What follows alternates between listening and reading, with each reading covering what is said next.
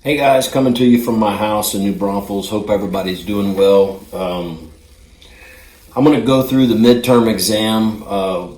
Unbeknownst to you, or possibly to you, I passed out two different exams. One I considered exam number A, and then I had a second exam. So basically, for my own benefit, at the bottom of the first page of each exam, you either had a little dash down at the far left-hand corner or not. If it was a dash, that's A. If it was blank, that's test B or exam B. I'm going to forward a link to each of you so you'll know whether you took exam A or exam B so that it's not confusing to you. I'm going to start with exam A. This is the exam key, and I'm going to read it out. I will also have, for your benefit, a way for you to review these. I will forward the midterm exam to you, each A and B, so you can look at it and relate to the questions as I read through them. So the multiple choice, in the order they were on exam key A, the term used to describe the study of the causes and correlates of crime in two or more cultures is D, comparative criminology. Number two, which of the following is not an example of a transnational crime? It would be B, genocide. Number three, how is a transnational crime different from an international crime? It's A, transnational crimes always involve more than one country.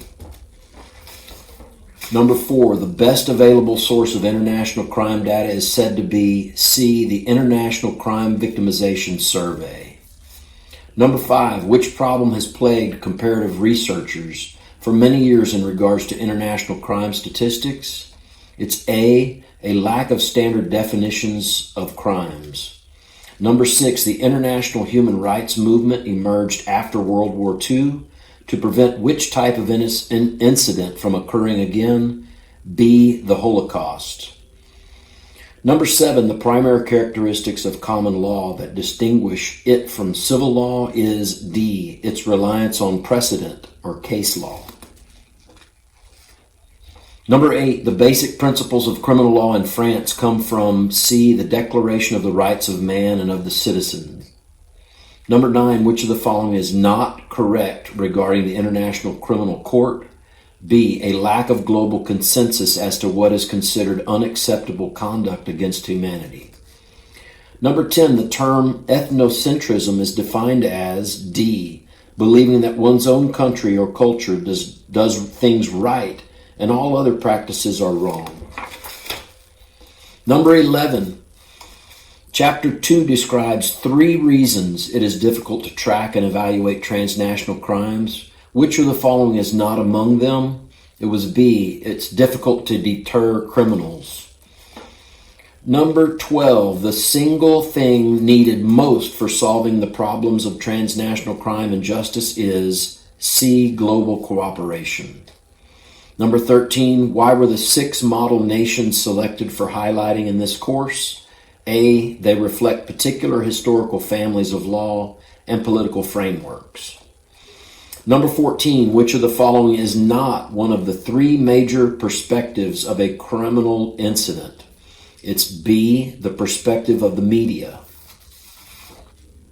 Number 15, which model country has the lowest overall crime rates? It's A, Japan.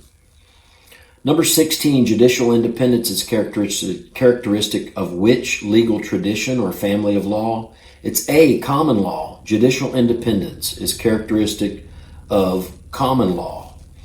A good number of you missed that question.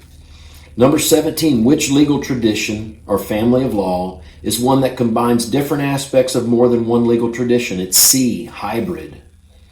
Which of the following statements, number 18, which of the following statements is not true concerning transnational crimes?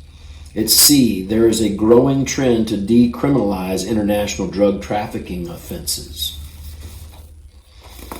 Number 19, which is not one of the 3 reasons to compare criminal justice systems as described in class lecture? A, to demonstrate that our nation, the United States, is second to none when it comes to a model criminal justice system. Number 20, which Texas law enforcement agency has employed community policing as a practice within its department and was reviewed in class on YouTube. That would be B, Houston. Number 21, in Germany, the governing legal authority is known as A, the Basic Law. Number 22, this is the true-false section. With regard to transnational crime, the past focus was on human trafficking, terrorism, and crime and cyber crimes, and the current focus is on drug trafficking and money laundering. That's false. Number 23, there are two primary purposes for measuring crime and comparing crime data from various countries. They are to help distinguish long-term patterns from year to year and to provide clues as to why some nations are more successful than others in controlling crime. That's true. Number 24, among the human rights considered within the criminal justice system, the right to trial by jury at an early stage of the criminal justice process has become nearly universally recognized. That's false. Many of you missed that question, and it's in Chapter 1, slide number 24. It's the right to counsel at an early stage of the criminal justice process has become universally recognized, not the right to a trial by jury. Number 25, comparative criminal justice investigates and evaluates a national system of justice in terms of other countries, cultures, and institutes. That's true. Number 26, the term international crime and transnational crime can be used interchangeably. That's false.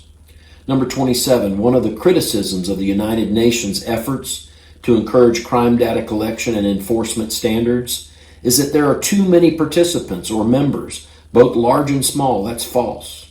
They have a lack of participation.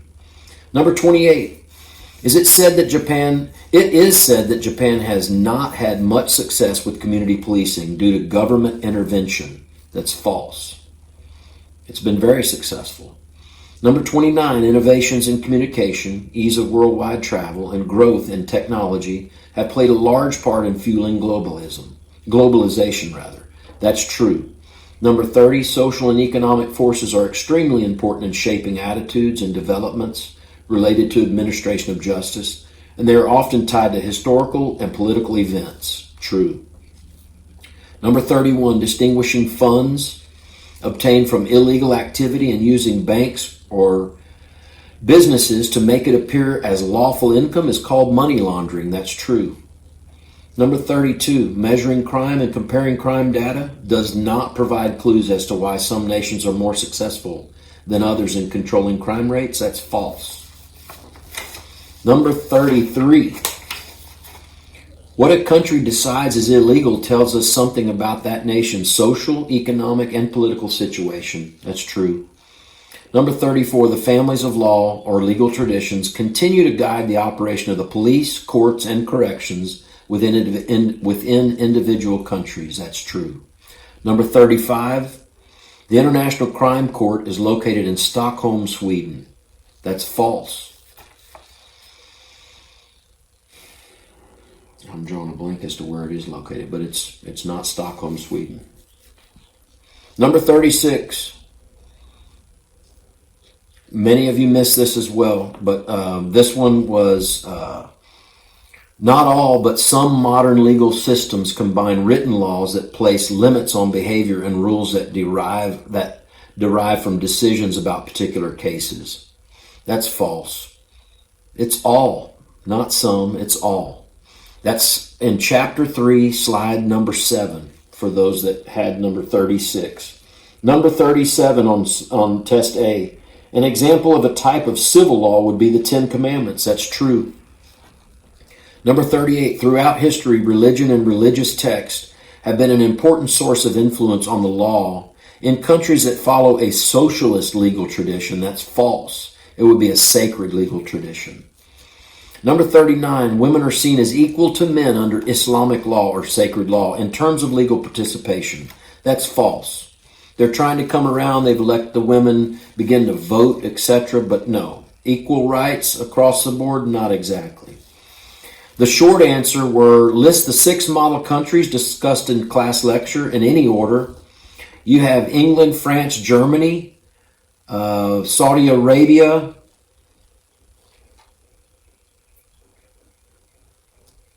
Japan, and